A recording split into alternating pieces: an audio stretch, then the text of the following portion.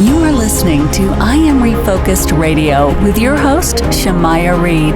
This show is designed to inspire you to live your purpose and regain your focus. And now, here's your host, Shemaya Reed. Welcome back to I Am Refocused Radio. Once again, we are here today, and just like any other time, we have another amazing show for you guys. We have our special guest today. His name is John Cerniglia, and he is going to share with us all the great news and all the amazing facts about SAT-7. SAT-7 has been broadcasting Christ-centered programs across the Middle East and North Africa since 1995, reaching 25 million viewers through satellite, social media, and digital platforms. Once again, I want to welcome John, taking some time out of his calendar to talk to us today. First and foremost, how are you doing, sir? I'm doing well, Shemai. Really great to be with you. Thanks for having me today. Yes, sir. And for our audience, if you're watching us on YouTube or listening to us on radio or podcast, you can go to their website. It's SAT-7USA.org. So my first question is all about the mission, John. For those who are new to SAT-7, how will you describe your mission to make God's love visible in the Middle East and North Africa?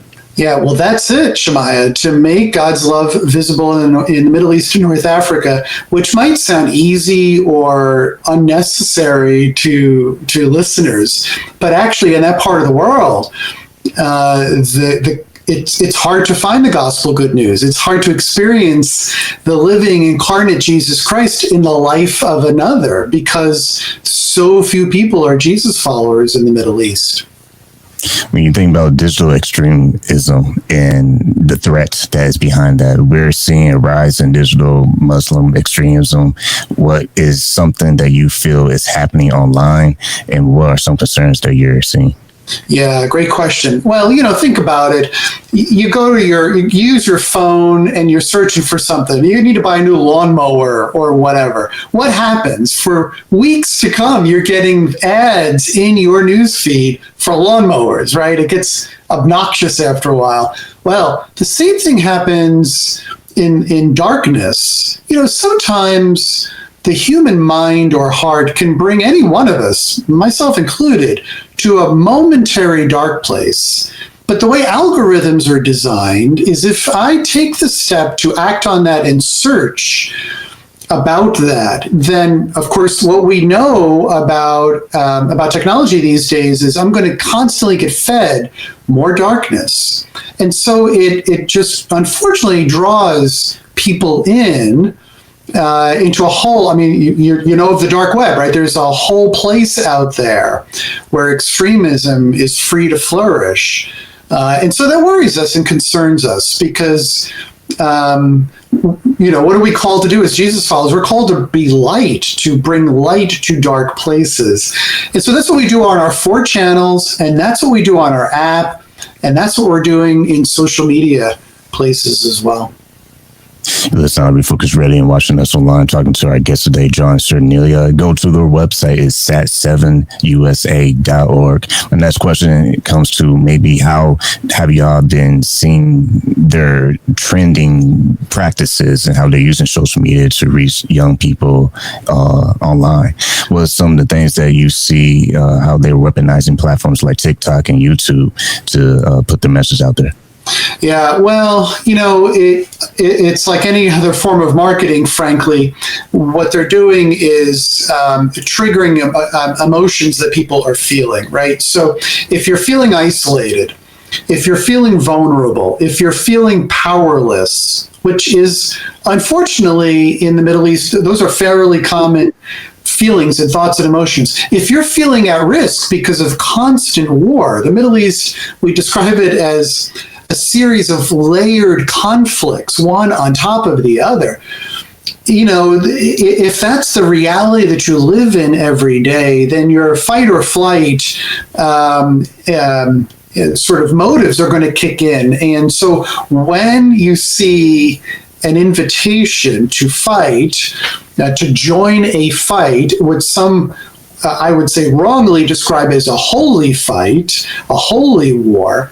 For some people, that's an attractive invitation. Like I sort of don't put the blame on the person who's initially interested, right?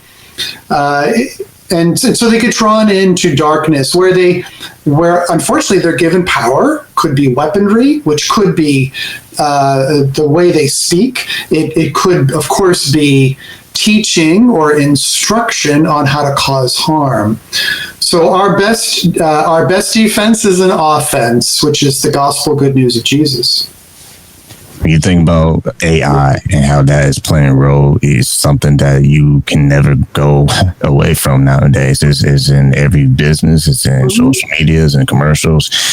We are seeing extremists reportedly using AI to spread that kind of hate faster than it can be fact checked. How is SAT-7 using technology to reach people with the truth before the lies start to take root? Yeah, it's great. Well, yeah, this is where we can use technology, as we say, to bring the divine into the digital. We could choose to stay out of the digital, thinking that that's like a holy thing to do. But we think that would be wrong and a missed opportunity. So we use AI every day. We have a very aggressive and high volume social media marketing and activation strategy to bring the gospel good news into all forms of technology. Listen to this. Last year, we had 800 million views in news feeds. 800 million times last year in 2024. Somebody saw the good news of Jesus on their mobile device because we were posting quality content. We use AI to generate some of that content. We use AI to filter some of the responses as people react to it. And we monitor that. And then, of course, we'll involve some of our team, our human live team to interact with people who want to learn more about Jesus. And then, of course, with editing, we do video editing. It used to take us a week to edit a film down to a minute. And now with AI, it could take us an hour to get that done. And you hit something, the human side of technology. The human side seems to be something that is still powerful and always will forever override AI and any technology, because it can only go so far. It cannot have good judgment, or can it have emotions that affect the human experience. More importantly, it's usually just a tool that makes things happen a lot faster, like you illustrated with being able to edit film and video, in a short amount of time versus traditional time it takes. So my next question is, what does hope look like for the average viewer who finds SAT-7 for the very first time? Because I saw on your YouTube and website that you have testimonials of people who have expressed their gratitude. Yeah, so two stories come to mind. One is a gentleman who called in from Iran. We have a channel fully dedicated to the Farsi language, which is the primary language spoken in Iran, also in Afghanistan. We have a whole production team. We have a studio fully dedicated to reaching Iranians. There may be as many as 1 million Iranian viewers receiving the good news of Jesus on our SAT-7 PARS channel. We had a call in. We get about 87,000 inbound phone calls a year into our call centers, all staffed by human beings, Jesus followers. This guy was irate, screaming, saying to the call center woman, "You have wrecked my marriage." And she said, "Sir, what have we done? How could we have wrecked your marriage?" He said to her, "You've told my wife I should stop beating her." Now, this is a cultural thing. And this young woman had the presence of mind. She said, "Well, sir, your wife was created in the image of God, the creator of the universe. She's a holy temple to be respected and loved, just like you are, and just like your children are. This is our belief." And that turned into a discipleship conversation with that man. He went from angry to open about what it might look like to love his neighbor. That's a belief we take for granted. Love your neighbor as you love yourself, right? In the West, we try to practice that. In other cultures, not so much. So that was just a beautiful moment of redemption in the life of this man. And of course, protection over his wife. That's a great story. I appreciate you sharing that with our viewers. And by the way, if you're just now tuning in, listen to I Am Refocused Radio and watching us online, talking to our guest today, John Cerniglia. Go to his website. It's SAT-7USA.org. When you think about that impact and transformation in people's lives overseas, there is stats out there that, and correct me if I'm wrong, but stats that mention that 1 out of 3 Iraqi kids and 1 out of 4 Saudi kids watch SAT-7 Kids. Tell the audience a little bit about that and how that is shaping the next generation view on faith. Yeah, great question. I'm glad you asked about this. Yeah, so this was one of our innovations, and it was a huge risk because we had no idea if we would have viewership. You know, when you produce a television channel, you sort of got to have some confidence that you're going to have people on the other side of the screen interested. But it just felt like the right thing to do when we launched it a couple decades ago. So, yeah, I mean, you could find us on our app. You could find our SAT-7 Kids channel on our app. You can download our app, SAT-7 Plus, on anywhere you'd get an app. It's free, and you can actually watch the content. So, you know, as they say in television, content is king. We have to deliver content that is of interest to our viewers. So for our children's channel, it's high quality children's content. It includes a lot of animation. We have animation experts who can use animation to tell stories, including biblical stories, of course. And the kids love the live interaction nature of some of our animation programs that we have. So, you know, if you're a listener or a viewer hearing me right now and you go and you look at this, it's probably not going to make sense to you if you're an adult, but our kids love it. You got to speak to your audience, and that's what we do with SAT-7 Kids. With that kind of mission, a lot of times there is some pushback. And when you think about countries where governments censor or blocks Christian content, what are some ways that SAT-7 still manages to reach people and stay on the air? Yeah. So interestingly, what I've learned about the technology is that you can't block or censor satellite signals. You can block and censor the internet signal, and we've seen countries do that, but you can't block or censor satellite signals. But here's the real thing that I love about our work and our ministry. Our content is, and this is going to sound a little surprising, our content's actually not offensive to most people in the Middle East for 2 reasons. First of all, you got to remember that the Christian faith was born in the Middle East. So we remind people, we're not importing Jesus from the West, from Chicago, or from London. We're telling stories about Jesus of Nazareth, right? He was born and raised and walked planet Earth in your community, in your neighborhood. People love that. The other thing is we have a strong commitment to not dismiss or disparage other faith practices or other religions. We're not going to go there. First of all, Jesus himself, he certainly spoke about the Pharisees and the religious who were not loving, but we just simply won't criticize or judge other religions. That's not our purpose. Our purpose is to lift up Jesus and to tell the good news of Jesus and to invite people into a relationship with him. So for those 2 reasons, actually the governments are friendly to us, and I'm really grateful for that. When you look at the mission and how you're trying to grow it and reach even more people around the world, the challenges that you had to face leading a global media operation, what's some of the things that you're seeing light at the end of the tunnel that keeps you inspired to continue to work? Yeah. Well, what inspires me is how the truth of the good news of Jesus, that he lived, died, rose again for you and me and all of your listeners and viewers, that truth continues to be attractive to people who've never heard it before. And I'm so moved by that. You know, I can get comfortable in my faith. I mean, it's inevitable as you're in a faith tradition for decades, as I have been.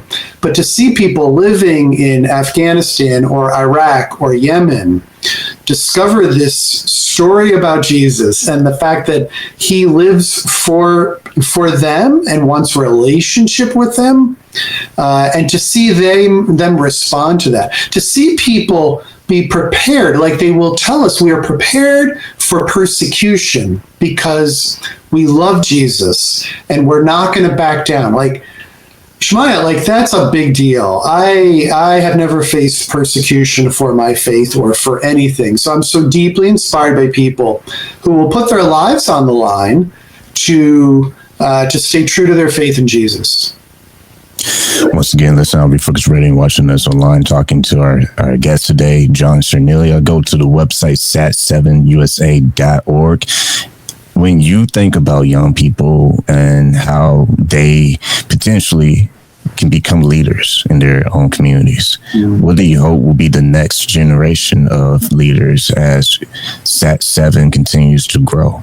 Well, in the Middle East, and this is no small thing, in the Middle East, my prayer, my hope is that the next generation of leaders in the Middle East, even if they're not Jesus followers, will follow the Prince of Peace.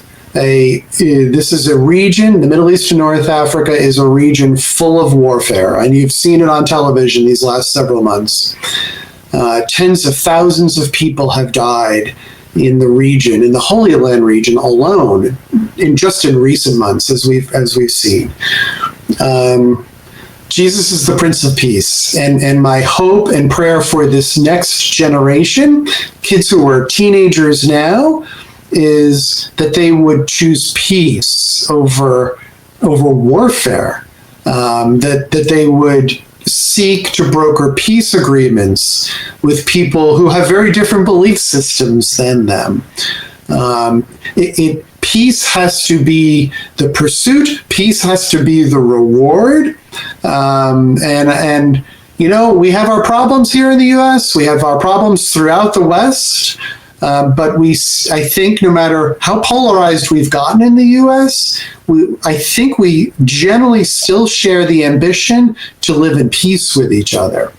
And when that breaks down, I think the fiber of society is destroyed. So God help us. God, hear our prayer that the next generation in the Middle East would be a generation determined to bring peace to their region. And I heard it said often before, and that is, we are the church as we move and breathe throughout the world, as individuals.